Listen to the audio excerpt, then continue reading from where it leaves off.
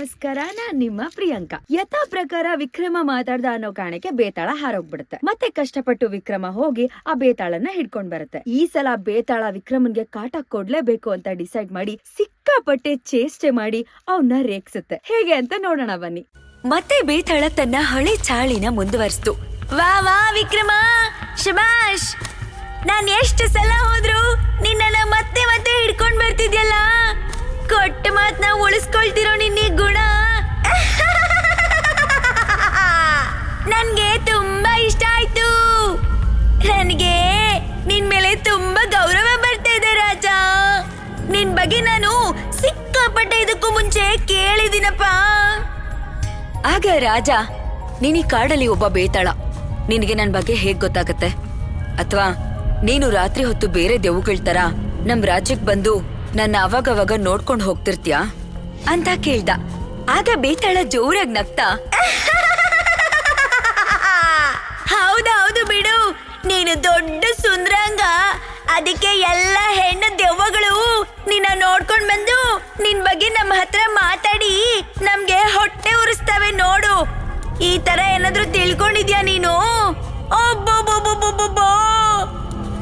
ಅಲ್ಲ, ನಿಜವಾಗ್ಲೂ ದೆವ್ವಗಳು ಬಂದು ನಿನ್ನ ನೋಡ್ಕೊಂಡು ಹೋಗ್ತವ ರಾಜ? ಏನೋ ಇದ್ರೂ ಇರ್ಬೋದೇನೋ, ಮೊದ್ಲೇ ನೀನು ರಾಜ ಅಲ್ವಾ? ರಾಜ, ನಿನಗೇನ್ ಕಮ್ಮಿ? ಪ್ರೇಯಸಿರು ಇರ್ತಾರೆ, ಪ್ರೇಯಸಿ ದೆವ್ವಗಳು ಇರ್ತಾರೆ. ಯಾರೋ ನಿನ್ನ ಪ್ರೇಯಸಿ ಸತ್ತು ದೆವ್ವ ಆಗ್ ಬಂದು ನಿನ್ನ ನೋಡ್ತಿರ್ಬೋದು ಅಂತ ಬೇತಾಳ ಹೇಳ್ದಾಗ, ರಾಜ, ನೀನ್ ನಿಜವಾಗ್ಲೂ ಬೇತಾಳನಾ? ಒಳ್ಳೆ ಪ್ರೇಯಸಿ ಮಾತಾಡೋ ತರ ಮಾತಾಡ್ತಿದ್ಯಲ್ಲ ಅಂದ. ಆಗ ಬೇತಾಳ, ಅಲ್ಲ ವಿಕ್ರಮ, ಮುಂದೆ ಒಂದಿನ ಗಂಡನ್ನ ಗಂಡು ಪ್ರೀತಿಸುವಂತ ಕಾಲನೂ ಬರುತ್ತೆ. ಆದ್ರೆ ಇವಾಗ ನಾನ್ ನಿನ್ನ ಪ್ರೀತಿಸಕ್ಕಾಗಲ್ಲಪ್ಪ. ಯಾಕಂದ್ರೆ ನಾನು ಗಂಡು ಬೇತಾಳ ಅಂತ ಜೋರಾಗಿ ನಗುತ್ತೆ. ವಿಕ್ರಮ ಏನು ಮಾತಾಡದೆ ಮುಂದಕ್ಕೆ ನಡ್ಕೊಂಡು ಹೋಗ್ತಾ ಇರ್ತಾನೆ. ಬೇತಾಳ ಆಗ ಮತ್ತೆ, ವಿಕ್ರಮ, ನೀನ್ ಈ ತರ ಸುಮ್ನೆ ನಡ್ಕೊಂಡು ಹೋಗ್ತಿದ್ರೆ ನಂಗೆ ಸಿಕ್ಕೋಬಿಟ್ಟೆ ಬೇಜಾರಾಗ್ಬಿಡುತ್ತೆ ನೋಡಪ್ಪ. ಇಷ್ಟೊತ್ತು ನಾನು ಬೇರೆ ಬೇರೆ ಕತೆಗಳನ್ನ ಹೇಳ್ಕೊಂಡ್ ಬಂದೆ. ಈಗ ನಿನ್ನ ಕತೆನ ನೀನೇ ಕೇಳಿಸ್ಕೊಳ್ಳಿವಂತೆ. ನಿನಗೆ ಒಂದು ಕತೆ ಹೇಳ್ತೀನಿ. ಕತೆ ಕೇಳಿಸ್ಕೊಂಡ್ಮೇಲೆ ನಾನ್ ಕೇಳೋ ಪ್ರಶ್ನೆಗೆ ನೀನು ಉತ್ತರ ಕೊಡ್ಬೇಕು.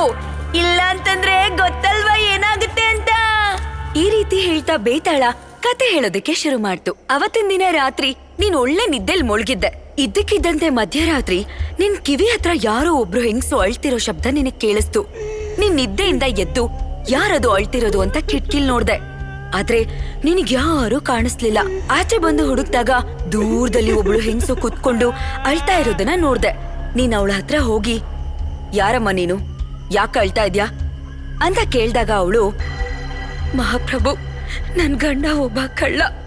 ಈ ನಗರದ ರಕ್ಷಕರು ಅವನು ಕಳ್ತನ ಮಾಡ್ದ ಅನ್ನೋ ಕಾರಣಕ್ಕೆ ಮರಕ್ಕೆ ತಲೆ ಕೆಳಗಾಗಿ ಕಟ್ಟ ಹಾಕಿದ್ದಾರೆ ಅಂತ ನೀನ್ ಮುಂದೆ ಜೋರಾಗಿ ಅಳಕ್ ಶುರು ಮಾಡಿದ್ಲು. ಆಗ ನೀನು, ಎಷ್ಟೇ ಆಗ್ಲಿ ಅವನು ಅಪರಾಧಿ ಅಲ್ವಮ್ಮ, ತಪ್ಪು ಮಾಡಿದ್ಮೇಲೆ ಶಿಕ್ಷೆ ಆಗ್ಲೇಬೇಕು ಅಂತ ಹೇಳ್ದಾಗ ಆ ಹೆಂಗ್ಸು, ಹೌದು ಮಹಾಪ್ರಭು, ನಿಮ್ ಮಾತನ್ನ ನಾನು ಒಪ್ಕೋತೀನಿ. ಆದ್ರೆ ಹೆಂಡತಿಯಾಗಿ ಗಂಡನ್ಗೆ ಸರಿಯಾದ ಸಮಯಕ್ಕೆ ಊಟ ಕೊಡೋದು ನನ್ ಕರ್ತವ್ಯ ಅಲ್ವಾ? ನನ್ ಗಂಡ ನನ್ ಕೈಗೆ ಎಟಕ್ತಿರೋ ಹಾಗೆ ಮರಕ್ಕೆ ಕಟ್ಟಾಕಿದ್ದಾರೆ. ಪಾಪ ಅವನು ನಿನ್ನೆ ರಾತ್ರಿಯಿಂದ ಊಟ ಮಾಡಿಲ್ಲ. ನಾನು ಅವನ್ಗೆ ಹೇಗಾದ್ರೂ ಮಾಡಿ ಊಟ ಕೊಡ್ಬೇಕು, ಆದ್ರೆ ಹೇಗೆ ಅಂತ ಗೊತ್ತಾಗ್ತಿಲ್ಲ. ಅದಕ್ಕೆ ಅಳ್ತಾ ಇದ್ದೀನಿ. ಆಗ ರಾಜ, ನೀನೇನು ಚಿಂತೆ ಮಾಡ್ಬೇಡಮ್ಮ, ನಿನಗೆ ನಾನ್ ಸಹಾಯ ಮಾಡ್ತೀನಿ ಅಂತ ನೀನ್ ಹೇಳ್ದಾಗ, ಸಹಾಯನಾ? ಅದೇಗ್ ಮಹಾಪ್ರಭು? ನನ್ ಗಂಡನ್ ಕಟ್ಟಗಳನ್ನ ಬಿಚ್ಚಿ ಕೆಳಗಿಳಿಸ್ತೀರಾ ಅಂತ ಕೇಳ್ದಾಗ, ಇಲ್ಲ, ನಿನ್ನ ನನ್ನ ಭುಜದ ಮೇಲೆ ಕೂರ್ಸ್ಕೊತೀನಿ. ಆಗ ನಿನ್ ಗಂಡ ನಿನ್ ಕೈಗೆ ಎಟಕ್ತಾನೆ, ನೀನ್ ಆರಾಮಾಗಿ ಊಟ ಮಾಡಿಸ್ಬೋದು ಅಂತ ನೀನು ಆ ಹೆಂಗಸ್ನ ಭುಜದ ಮೇಲೆ ಕೂರಿಸ್ಕೊಂಡೆ. ನಿನ್ ಭುಜದ ಮೇಲೆ ಕುತ್ಕೊಂಡಿರೋ ಆ ಹೆಂಗಸು ಅವನಿಗೆ ಊಟ ತಿನ್ಸೋ ಬದ್ಲಾಗಿ ಅವನನ್ನೇ ತಿನ್ನಕ್ ಶುರು ಮಾಡಿದ್ಲು. ಅದು ನಿನಗ್ ಗೊತ್ತಾದ್ರೂ ಅವಳು ಕೆಳಗಿಳಿಯೋವರೆಗೂ ನೀನೇನು ಮಾತಾಡದೆ ಸುಮ್ನೆ ಇದ್ದೆ. ಯಾಕಂದ್ರೆ ಅವಳು ಮಾಟಗಾತಿ ಅನ್ನೋದು ನಿನಗೆ ಗೊತ್ತಿತ್ತು. ಅವಳು ಕೆಳಗಿಳಿದ್ಮೇಲೆ ಅವಳು ಖುಷಿಯಿಂದ, ನಿನಗೇನ್ ಬೇಕೋ ಅದನ್ನ ಕೇಳು ವಿಕ್ರಮ, ನನ್ ಮನ್ಸ್ಗೆ ತೃಪ್ತಿ ಆಗಿದೆ. ನೀನ್ ಕೇಳಿದ್ದನ್ನ ನಾನು ಕೊಡ್ತೀನಿ. ಅವಾಗ್ ನೀನ್ ನನಗೆ ಏನ್ ಬೇಕಾದ್ರೂ ಕೊಡ್ತೀಯಾ? ಹಾಗಾದ್ರೆ ನಿನ್ನ ಹತ್ರ ಒಂದು ಮಾಯಚೀಲ ಇದೆಯಲ್ಲ, ಅದನ್ನ ನನಗ್ ಕೊಡು ಅಂತ ನೀನ್ ಕೇಳ್ದಾಗ ಆ ಮಾಟ್ಗಾತಿ ವಿಕ್ರಮ, ಆ ಮಾಯಾಚೀಲ ನನ್ನ ಹತ್ರ ಇಲ್ಲ, ಅದು ನನ್ ತಂಗಿ ವಶದಲ್ಲಿದೆ. ಆದ್ರೆ ನಾನ್ ನಿನ್ನ ಅಲ್ಲಿ ಕರ್ಕೊಂಡು ಹೋಗಿ ಅವಳಿಗೆ ಪರಿಚಯ ಮಾಡಿಸಿ ಖಂಡಿತ ಅವಳ ಹತ್ರ ಇರೋದನ್ನ ನಿನ್ಗೆ ಇಸ್ಕೊಡ್ತೀನಿ ಅಂತ ಹೇಳಿ ಅವಳು ನಿನ್ನ ಅವಳ ತಂಗಿ ಇರೋ ಗುಹೆಗೆ ಕರ್ಕೊಂಡು ಹೋದ್ಲು. ಅಲ್ಲಿ ಹೋಗಿ ಅವಳ ತಂಗಿಗೆ ನಿನ್ನ ಪರಿಚಯ ಮಾಡಿಸಿ ನಿನ್ ಬಗ್ಗೆ ಎಲ್ಲಾನು ಹೇಳಿ ಆ ಮಾಯಾಚೀಲನ ನಿನಗೆ ಇಸ್ಕೊಡ್ತಾಳೆ. ಅದನ್ ಕೊಡ್ಬೇಕಾದ್ರೆ ಆ ಮಾಟಗಾತಿ, ಈ ಮಾಯಾಚೀಲ ನೀನ್ ಬಯಸೋ ಎಲ್ಲ ತಿಂಡಿ ತಿನಿಸುಗಳನ್ನ ಕೊಡುತ್ತೆ. ಎಷ್ಟು ಲಕ್ಷ ಜನ ಬಂದ್ರು ಈ ಒಂದು ಮಾಯಾ ಚೀಲದಿಂದ ನೀನ್ ಎಲ್ಲರಿಗೂ ಆರಾಮಾಗಿ ಭೋಜನ ಕಾರ್ಯಕ್ರಮನ ಏರ್ಪಡಿಸಬಹುದು. ಮಾಟಗಾತಿ ಹೇಳಿದ್ದನ್ನ ಕೇಳಿ ನಿನಗ್ ತುಂಬಾ ಖುಷಿ ಆಯ್ತು. ನೀನು ಖುಷಿಯಲ್ಲಿ ಆ ಮಾಯಾ ಚೀಲನ ತಗೊಂಡು ಅರಮನೆ ಕಡೆಗೆ ಹೋಗ್ತಾ ಇದ್ದೆ. ನೀನ್ ದಾರಿಲ್ ಹೋಗ್ಬೇಕಾದ್ರೆ ದೇವಸ್ಥಾನ ಇರೋದ್ರಿಂದ ನೀನ್ ಮಾಮೂಲಿಯಾಗಿ ದೇವಸ್ಥಾನಕ್ ಹೋಗಿ ನದಿಲ್ ಸ್ನಾನ ಮಾಡ್ಕೊಂಡು ದೇವ್ರ ದರ್ಶನ ಮಾಡೋಣ ಅಂತ ಅರಮನೆಗೆ ಹೋಗ್ಬೇಕಾದ್ರೆ ದಾರಿಲಿ ನಿನ್ಗೆ ಮಾರ್ತಯ್ಯ ಅನ್ನೋ ವ್ಯಕ್ತಿ ಸಿಗ್ತಾನೆ. ಅವ್ನ್ ನಿನ್ ಹತ್ರ, ಮಹಾಪ್ರಭು, ದೇವ್ರ ತರ ನೀವು ನನ್ ಕಣ್ಮುಂದೆ ಬಂದ್ರಿ, ನನಗೆ ತುಂಬಾ ಹಸ್ವಾಗ್ತಿದೆ, ದಯವಿಟ್ಟು ತಿನ್ನಕ್ಕೇನಾದ್ರೂ ಕೊಡಿ ಅಂತ ನಿನ್ನ ಹತ್ರ ಕೇಳ್ದಾಗ ನೀನ್ ಆ ಮಾಯಾಚೀಲನ್ ತೆಗೆದು, ಏ ಮಾಯಾಚೀಲ, ಮಾರ್ತಯ್ಯನ್ಗೆ ತುಂಬಾ ಹಸಿವಾಗಿದೆ, ಅವನ್ಗೆ ತೃಪ್ತಿ ಆಗೋಷ್ಟು, ಹೊಟ್ಟೆ ತುಂಬೋಷ್ಟು ಏನೇನ್ ಬೇಕೋ ಅದೆಲ್ಲ ಕೊಡು ಅಂತ ಮಾಯಾಚೀಲಕ್ಕೆ ನೀನು ಆಜ್ಞೆ ಮಾಡ್ದೆ. ಆಗ ಮಾಯಾಚೀಲ ನಿನ್ನ ಆಜ್ಞೆ ಪ್ರಕಾರನೇ ಮಾರ್ತಯ್ಯನ್ಗೆ ಏನೇನ್ ಬೇಕೋ ಆ ಎಲ್ಲಾ ತಿಂಡಿ ತಿನಿಸುಗಳನ್ನ ಅವನ್ ಮುಂದೆ ಪ್ರತ್ಯಕ್ಷ ಮಾಡ್ತು. ಮಾರ್ತಯ್ಯನ್ಗೂ ಅಷ್ಟು ತಿಂಡಿ ತಿನಿಸುಗಳನ್ನ ನೋಡಿ ತುಂಬಾ ಖುಷಿ ಆಯ್ತು. ಹೊಟ್ಟೆ ತುಂಬಾ ಊಟ ಮಾಡ್ದ. ಊಟ ಆದ್ಮೇಲೆ, ಮಹಾಪ್ರಭು, ನಿಮ್ಮಿಂದ ಇವತ್ತು ನನ್ನ ಇಡೀ ಜನ್ಮದಲ್ಲೇ ತಿನ್ನಕ್ಕಾಗ್ದಿರೋಷ್ಟು ತಿಂಡಿ ತಿನಿಸುಗಳನ್ನ ತಿನ್ನೋಂತ ಭಾಗ್ಯ ಸಿಕ್ತು. ಇಷ್ಟೆಲ್ಲ ನಾನು ನನ್ನ ಹೆಂಡತಿ ಮಕ್ಕಳನ್ನ ಬಿಟ್ಟು ಒಬ್ನೇ ತಿನ್ನೋಕೆ ಮನ್ಸೊಪ್ತಾ ಇಲ್ಲ. ಈ ಉಳ್ದಿರೋ ತಿಂಡಿ ತಿನಿಸುಗಳನ್ನ ನಾನು ನಮ್ಮಪ್ಪ ಅಮ್ಮ ನನ್ನ ಹೆಂಡತಿ ಮಕ್ಕಳಿಗೆ ತಗೊಂಡ್ ಹೋಗ್ಲಾ ಅಂತ ಅವ್ನ್ ನಿನ್ ಹತ್ರ ಕೇಳ್ದ. ಅವಾಗ್ ನೀನು ತುಂಬಾ ಖುಷಿಯಿಂದ ಆಯ್ತು ತಗೊಂಡ್ ಹೋಗು ಅಂತ ಕೊಟ್ಬಿಟ್ಟೆ. ಅವನು ಅದನ್ನೆಲ್ಲ ತಗೊಂಡು ಇನ್ನೇನ್ ಹೋಗ್ಬೇಕು.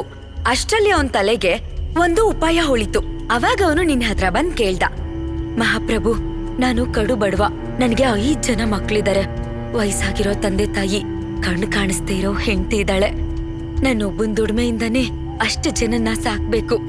ದಯವಿಟ್ಟು ನೀವ್ ನನಗೆ ತಿಂಡಿ ತಿನಿಸುಗಳನ್ನ ಕೊಟ್ಟಂಗೆ ನಿಮ್ ಹತ್ರ ಇರೋ ಆ ಚೀಲನೂ ಕೊಡ್ತೀರಾ ಅಂತ ನಿನ್ ಹತ್ರ ಕೇಳ್ದ. ಅವಾಗ್ ನೀನು ಹಿಂದೆ ಮುಂದೆ ಏನೋ ಯೋಚನೆ ಮಾಡ್ದೆ ದಾನ ಶೂರ ವೀರ ಕರ್ಣನ್ ತರ ಕೊಟ್ಬಿಟ್ಟೆ ಅಂತ ಬೇತಾಳ ಮಾತ್ ಮುಗ್ಸಿ ಪ್ರಶ್ನೆ ಕೇಳ್ತು. ಆದ್ರೆ ರಾಜ, ನನ್ಗೆ ಒಂದ್ ಮಾತ್ ಹೇಳು, ನಿನ್ ಇಡೀ ರಾಜ್ಯಕ್ಕೆ ಊಟ ಕೊಡ್ಬೇಕಾದಂತ ಆ ಮಾಯಾ ಚೀಲನ ಮಾರ್ತಯ್ಯನ್ಗೆ ಯಾಕೆ ಕೊಟ್ಟೆ? ಆಮೇಲೆ ಆ ಮಾಟಗಾತಿ ಇದ್ದಾಳಲ್ಲ, ಅವಳು ಕಳ್ಳನ ತಿಂತಿದ್ದಾಳೆ ಅಂತ ಗೊತ್ತಾದ್ರು ಯಾಕೆ ತಡಿಲಿಲ್ಲ ನೀನು ಅಂತ ಬೇತಾಳ ರಾಜನ ಪ್ರಶ್ನೆ ಮಾಡ್ತು. ಅದಕ್ಕೆ ರಾಜ, ಒಬ್ಬ ರಾಜನಾಗಿ ನನ್ನ ಪ್ರಜೆಗಳ ಕಷ್ಟ ತೀರ್ಸ್ಬೇಕಾಗಿರೋದು ನನ್ನ ಜವಾಬ್ದಾರಿ. ನನ್ನ ರಾಜ್ಯದಲ್ಲಿ ಸಾಕಷ್ಟು ಚಿನ್ನ, ಬೆಳ್ಳಿ, ವಜ್ರಗಳನ್ನ ಜನ ಸೇವೆಗೆ ಅಂತಾನೆ ಇಟ್ಟಿದ್ದೀನಿ. ಆ ಮಾಯಾಚೀಲ ಕೊಡೋದಕ್ಕಿನ್ನ ಹೆಚ್ಚಿನ ತಿಂಡಿ ತಿನಿಸುಗಳನ್ನ ನಾನ್ ನನ್ನ ಪ್ರಜೆಗಳಿಗೆ ಕೊಡಬಲ್ಲೆ. ಆ ಮಾಯಾಚೀಲ ನನ್ನ ಹತ್ರ ಇರೋದಕ್ಕಿನ್ನ ಮಾರ್ತಯ್ಯನ ಹತ್ರ ಇದ್ರೇನೆ ಅದು ಸರಿ ಅಂತ ಅನ್ನಿಸ್ತು. ಅದರಿಂದ ಬರೋ ಊಟನ ಅವನ್ ಕುಟುಂಬ ತಿನ್ಬಹುದು. ನನಗ್ ತಿಳಿದಿರೋ ಮಟ್ಟಿಗೆ ಮಾರ್ತಯ್ಯ ಸ್ವಲ್ಪ ಜಾಣನು ಕೂಡ. ಖಂಡಿತವಾಗ್ಲೂ ಅವನು ಆ ಮಾಯಾಚೀಲದಿಂದ ಒಂದು ತಿಂಡಿ ತಿನಿಸಿನ ವ್ಯಾಪಾರ ಶುರು ಮಾಡಿ ಅದರಿಂದ ಬರೋ ದುಡ್ಡಿಂದ ಚೆನ್ನಾಗಿ ಜೀವನ ನಡೆಸ್ತಾನೆ. ಹಾಗೆ ಅವನು ಜೀವನದಲ್ಲಿ ತುಂಬಾ ಕಷ್ಟ ನೋಡಿರೋದ್ರಿಂದ ಅವನ ಹತ್ರ ಒಬ್ರು ಕಷ್ಟ ಅಂತ ಬಂದಾಗ ಮಾರ್ತಯ್ಯ ಖಂಡಿತವಾಗ್ಲೂ ಅವ್ರಿಗೆ ಸಹಾಯ ಮಾಡ್ತಾನೆ ಅಂತ ರಾಜ ಹೇಳ್ತಾನೆ.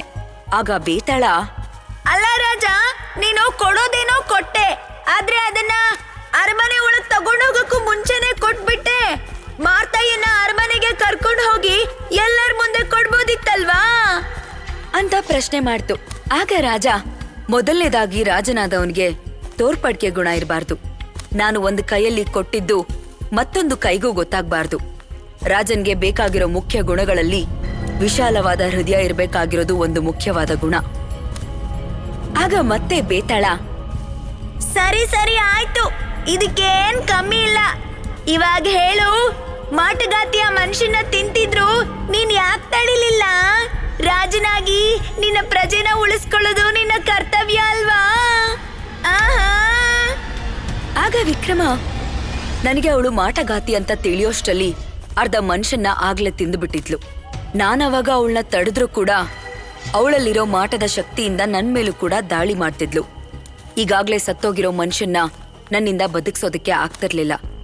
ಹಾಗಾಗಿ ಮಾಟಗಾತಿ ಕೆಳಗೆ ಇಳಿದ ಮೇಲೆ ಪ್ರಜೆಗಳಿಗೆ ಏನಾದ್ರೂ ಸಹಾಯ ಆಗೋ ಅಂತದನ್ನ ಕೇಳ್ಬೇಕು ಅಂತ ಅನ್ಕೊಂಡೆ.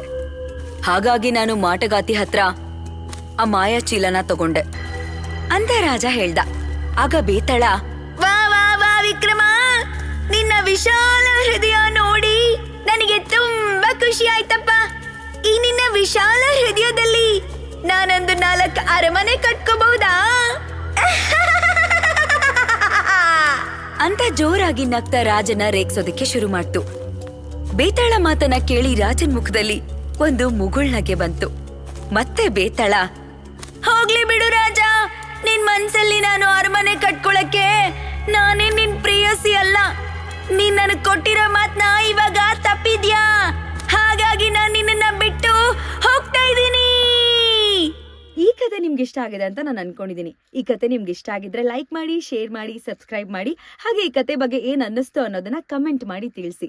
ನಿಮ್ಗೆ ಮುಂದೆ ಇನ್ನು ಯಾವ್ಯಾವ ತರ ಕತೆ ಬೇಕೋ ಅನ್ನೋದನ್ನ ಕೂಡ ತಿಳಿಸಿ. ಅಲ್ಲಿವರೆಗೂ ನೋಡ್ದಾರಿ ಸಿನಿವಾಲಿ ಸ್ಟೋರೀಸ್. ನಮಸ್ತೆ.